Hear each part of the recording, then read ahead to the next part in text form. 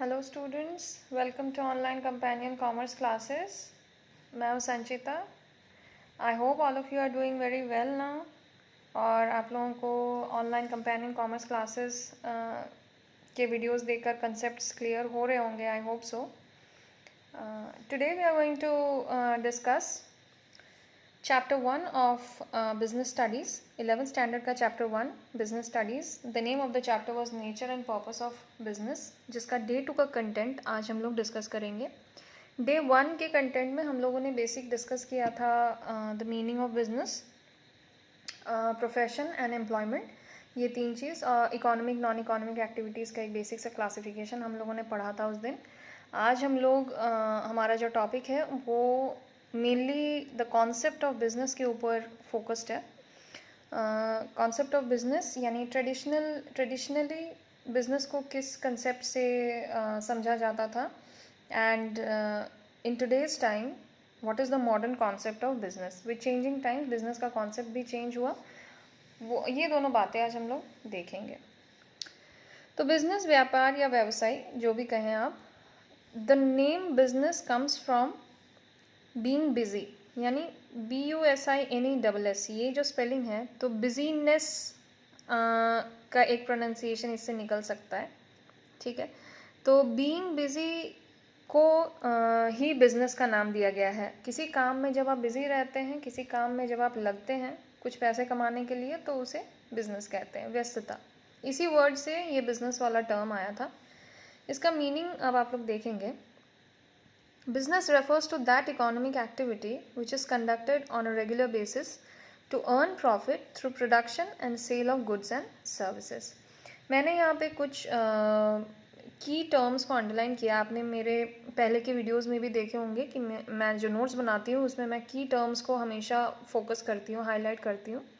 इससे क्या होता है कि जब भी आप किसी भी टॉपिक को या किसी भी कंसेप्ट को समझ रहे होते हैं, तो highlighting the key terms will help you remember and understand the concept clearly. क्योंकि हमारा जो थियोरेटिकल सब्जेक्ट्स होता है, बिजनेस स्टडीज़ हो या एंटरप्रेन्योरशिप हो, उसमें एक फोकस ये भी रखना होता है कि कंसेप्ट को समझते हुए कंसेप्ट को याद भी रखना है. You will have to retain the concept as well. थोड़ा मेमोराइजेशन भी करना ज़रूरी होता है साथ में. दैट इज़ वाई आप जब कंसेप्ट समझ रहे होते हैं, समझते हुए आप जब की वर्ड्स को साथ ही साथ अंडरलाइन कर लेते हैं या हाईलाइट कर लेते हैं अपने नोट्स में, that helps you retain the important and key terms of that concept. इससे क्या होगा कि आपको फिर रोट लर्निंग करने की ज़रूरत नहीं होगी.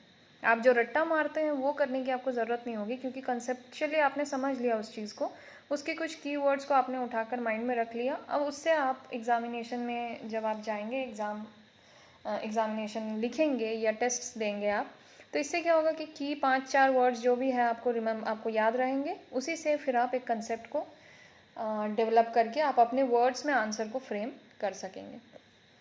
तो यहाँ पे जो की वर्ड्स मैंने अंडरलाइन किया है बिजनेस के मीनिंग में, it refers to an economic activity. ये तो आप लोगों को पिछले क्लास में पता चल गया था कि business is a type of economic activity. एक आर्थिक क्रिया होती है. आर्थिक क्रिया वो होते हैं जिनके साथ किसी भी तरह का धन या पैसा कमाने से जिसका संबंध होता है. इकोनॉमिक एक्टिविटी पहला टर्म तो ये है, which is conducted on a regular basis. ये बहुत इंपॉर्टेंट एक पॉइंट है जो आपको याद रखना है. सपोज इट फॉर एग्जांपल, आपके पास कोई पुराना फ़ोन है, आपने अपने फ्रेंड को वो पुराना फ़ोन बेच दिया और आपके फ्रेंड ने आपको उसके लिए 3000 रुपये दे दिए. ठीक है, ये बिजनेस नहीं कहला सकता है. क्यों? क्योंकि ये वन टाइम ट्रांजैक्शन था. आपके पास एक फ़ोन था, पुराना फ़ोन, जो आपने अपने फ्रेंड को दे दिया, जिसके रिटर्न में उसने कुछ पैसे आपको दे दिए. ये वहीं फिनिश हो गया.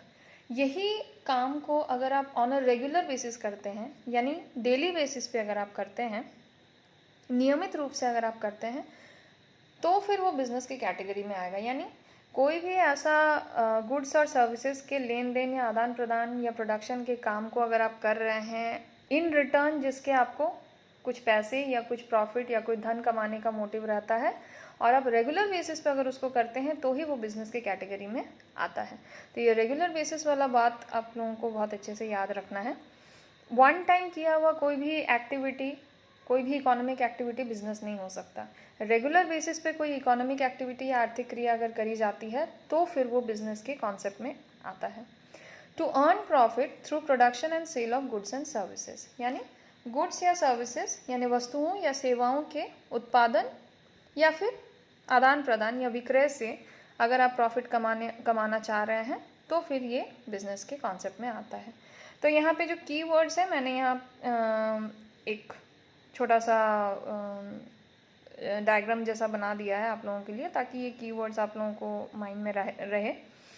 Business is an economic activity which is done on a regular basis which is related to production and sale of goods and services and with the motive of earning profit। ये 4 बातें आप याद रखेंगे तो business के concept को आप बहुत अच्छे से एलाबोरेटली डील कर सकते हैं या समझा सकते हैं अपनी वर्ड्स में, ठीक है। इसका हिंदी भी आप देख लें। व्यवसाय का अर्थ उस आर्थिक क्रिया से होता है जो नियमित आधार पर वस्तुओं व सेवाओं के उत्पादन एवं विक्रय द्वारा लाभ अर्जित करने के लिए किया जाता है। तो इसमें मेन कीवर्ड्स यही 4 बातें हैं। एक तो वो आर्थिक क्रिया होती है, दूसरा नियमित रूप से किया जाना चाहिए, तीसरा वस्तुओं या सेवाओं के उत्पादन एवं विक्रय से संबंधित होता है और लाभ कमाने के लिए किया जाता है। अगर लाभ कमाने के लिए कोई एक्टिविटी नहीं किया जाता है, जिसका मोटिव लाभ कमाना नहीं होता है, तो वो व्यापार नहीं हो सकता है, वो व्यवसाय या बिजनेस नहीं हो सकता है, फिर वो नॉन इकोनॉमिक एक्टिविटीज़ में चला जाएगा, अनार्थिक क्रियाओं में चला जाएगा। अब हम लोग देखेंगे 2 तरह के कॉन्सेप्ट्स, बिजनेस के 2 तरह के कॉन्सेप्ट्स जो हैं। एक तो बिजनेस का कॉन्सेप्ट है एक ओल्ड कॉन्सेप्ट जो ट्रेडिशनली समझा जाता था और फॉलो किया जाता था, प्राचीन कॉन्सेप्ट जिसको कहते हैं, प्राचीन अवधारणा। एक होता है मॉडर्न कॉन्सेप्ट या आधुनिक अवधारणा, ठीक है।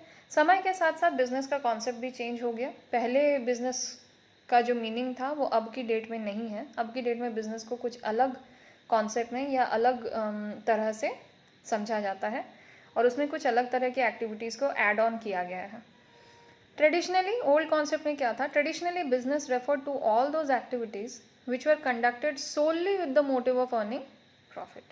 यानी पहले के कॉन्सेप्ट में, पुराने कॉन्सेप्ट में जो दिया जाता था बिजनेस का मीनिंग या कॉन्सेप्ट जो कहेंगे आप, तो कोई भी ऐसा activity, whichever activity was related to earning profit came under the concept of business. तो यानी solely with the earning motive of earning profit, यानी कोई भी एक्टिविटी अगर सिर्फ और सिर्फ प्रॉफिट कमाने के लिए किया जाता है तो that comes under the concept of business, ठीक है। तो बिजनेस का ओल्ड कॉन्सेप्ट ये कहता है, प्राचीन अवधारणा के अनुसार व्यवसाय शब्द का उपयोग केवल उन क्रियाओं के लिए किया जाता था जो धन कमाने के लिए ही की जाती थी, ठीक है। सिर्फ धन कमाने से संबंधित कोई भी एक्टिविटी अगर किया जाता था that would usually come under the concept of business. ये ओल्ड कॉन्सेप्ट या ट्रेडिशनली ये बोला जाता था। मॉडर्न कॉन्सेप्ट में, आधुनिक कॉन्सेप्ट में, it describes business as an economic and social activity. इसमें हम लोगों ने क्या देखा था? ओल्ड कॉन्सेप्ट के accordingly business was only considered as an economic activity, but in today's time, as days passed, as times changed, economic के साथ साथ उसे सोशल एक्टिविटी भी कहा जाता है। सोशल क्यों? Because a business is done with in a society. किसी भी सोसाइटल सेटअप के अंदर, किसी भी समाज के अंदर बिजनेस किया जाता है या व्यापार किया जाता है। समाज से हट के आप व्यापार या बिजनेस नहीं कर सकते हैं। तो वो जो सोशल वाला उसका जो एक अटैचमेंट रहना चाहिए, टच रहना चाहिए, सोसाइटी की तरफ सर्विस का जो टच रहना चाहिए, that should be present according to the modern और आधुनिक कॉन्सेप्ट ऑफ बिजनेस, ठीक है। वो सोशल टच या ह्यूमन टच जो होना चाहिए था, सोसाइटी की तरफ का जो रिस्पॉन्सिबिलिटी होना चाहिए था, वो ओल्ड वाले कॉन्सेप्ट में टोटली हटा दिया गया था या इग्नोर कर दिया गया था।